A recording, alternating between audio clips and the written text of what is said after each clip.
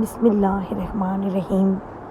قرآن مجید میں اللہ تبارک و تعالیٰ ارشاد فرماتا ہے کہ ہر نفس کو موت کا مزہ چکھنا ہے، یعنی کائنات کے ہر جاندار کے لیے اللہ پاک نے موت کا وقت اور جگہ متعین کر رکھی ہے۔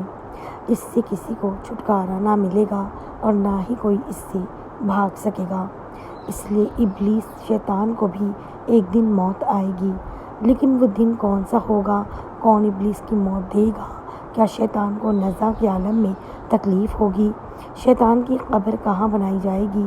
شیطان کتنے عرصے تک موت کی نیند سویا رہے گا؟ ناظرین، آج ہم انہی اہم سوالات کے جوابات قرآن و حدیث کی روشنی میں بیان کریں گے۔ ناظرین گرامی، جب شیطان مردود کو اللہ تبارک و تعالیٰ نے جنت سے نکال دیا تو اس نے اللہ تبارک و تعالیٰ سے قیامت تک کے لیے مہلت مانگی کہ قیامت سے پہلے مجھے موت نہ آئی، لیکن اللہ پاک نے اسے وقت مقرر تک، یعنی ایک خاص وقت تک مہلت دی، جسے قرآن مجید کی سورہ الحجر میں یوں بیان فرمایا گیا ہے کہ اس نے کہا کہ اے پروردگار، لوگوں کے زندہ کیے جانے تک مجھے مہلت دے۔ اللہ تبارک و تعالیٰ نے ارشاد فرمایا، تجھے مہلت دی جاتی ہے وقت معلوم تک کے لیے۔ ناظرین گرامی، وقت معلوم کو مفسرین نے نفع اولا لکھا ہے، یعنی جب حضرت اسرافیل علیہ السلام پہلی دفعہ سور پھونکیں گے۔ معزز دوستو، قیامت کی نشانیاں جب پوری ہو جائیں گی تو مومنوں کی بغلوں کے نیچے سے ایک پیاری خوشبودار ہوا گزرے گی، جس سے تمام ایمان والے وفات پا جائیں گے، اور پھر اس کے بعد 40 سال کا زمانہ گزرے گا جس میں کوئی بچہ بھی پیدا نہ ہوگا، یعنی ہر انسان کی عمر کم سے کم 40 سال ہوگی۔ مسلمان چونکہ مر چکے ہوں گے، اس لیے زمین پر صرف مشرک و کفار رہ جائیں گے۔ تفسیر در منصور جلد 5 صفحہ نمبر 71 پر لکھا ہے کہ جب مومنین کی وفات کو 40 سال گزر چکے ہوں گے تو پھر حضرت اسرافیل علیہ السلام پہلی دفعہ سور پھونکیں گے۔ شروع میں اس کی آواز نہایت کم ہوگی کہ لوگ کان لگا کر سنیں گے، پھر یہ بڑھتی بڑھتی اس قدر زیادہ ہو جائے گی کہ کانوں کے پردے پھٹ جائیں گے، ان کے نتنوں سے پیپ بہنا شروع ہو جائے گی اور لوگ مر جائیں گے۔ انسان، جن، فرشتے، یہاں تک کہ شیطان ابلیس کو بھی اس نفع اولا کے وقت موت آئے گی۔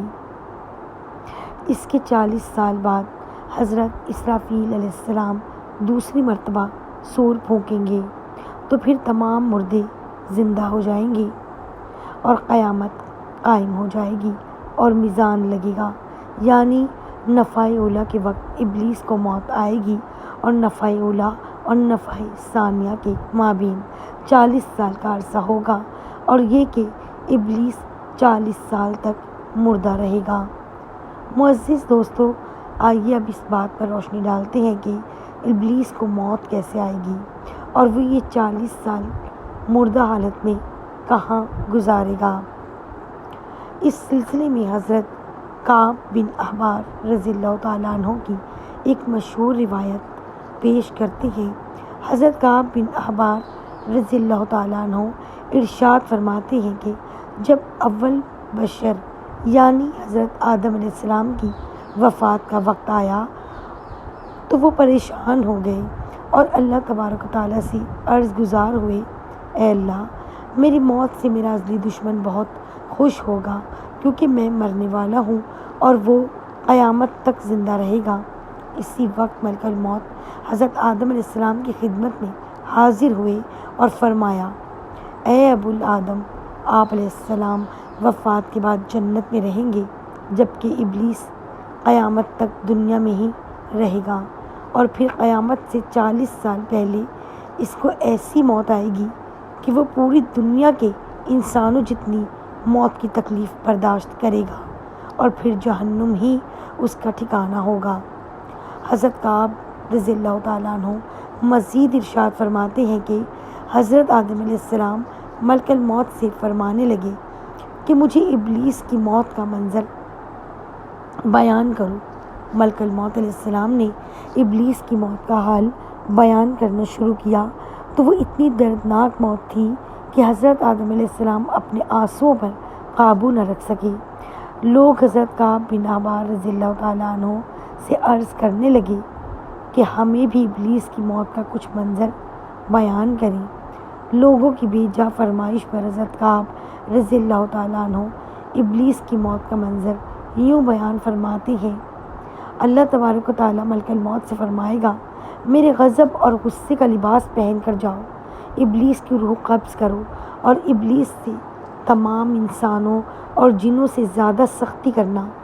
جب ملک الموت علیہ السلام غضب و غصے سے بھر کر موت کے فرشتوں کے ساتھ ابلیس کی روح قبض کرنے آئیں گے تو جو بھی آسمان اور زمین میں ان کو دیکھ لے گا وہ فوراً ہی مر جائے گا۔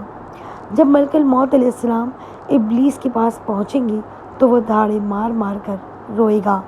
پھر شیطان کو موت کی تکلیف دی جائے گی جو کہ ساری مخلوق کی موت کی تکلیف سے بھی زیادہ ہوگی۔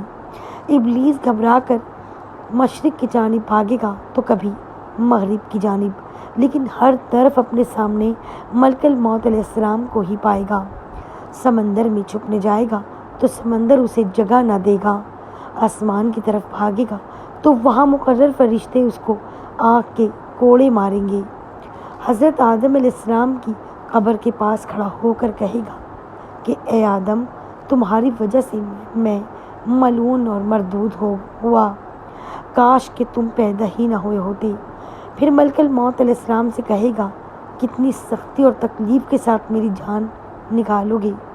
ملک الموت علیہ السلام فرمائیں گے، جتنے لوگ جہنم میں ہیں ان سب کی موت سے کہیں زیادہ تکلیف اور سختی کے ساتھ۔ یہ سن کر شیطان تڑپنے لگے گا اور چیختا چلاتا ادھر ادھر بھاگنے لگے گا اور اسی جگہ پہنچ جائے گا جہاں اس نے جنت سے نکلنے کے بعد پہلا قدم رکھا تھا۔ وہ جگہ آگ کے انگارے کی طرح سرخ ہوگی، زمین چنگاری کی طرح ہو جائے گی اور زبانیہ فرشتے اس کو گھیر لیں گے اور زنبوروں اور آروں سے اس کو چیریں گے۔ جب تک اللہ تبارک و تعالیٰ چاہے گا اس وقت تک حالت نزاع اور موت کے غصے کا شکار رہے گا، اور وہاں جہنم کی سنڈاسیاں لگی ہوں گی۔ ان سنڈاسیوں سے تڑپا تڑپا کر اس کی جان نکال لی جائے گی۔ آدم اور حوا علیہ السلام سے کہا جائے گا، ذرا اپنے دشمن کو دیکھو کس طرح ذلت کے ساتھ مر رہا ہے۔ وہ دیکھ کر کہیں گے، یا اللہ، تو نے ہم پر اپنی نعمت مکمل فرما دی۔ معزز دوستو، انہی جہنمی گڑھوں میں ابلیس 40 سال تک مردہ رہے گا اور یہی اس کی قبر ہوگی۔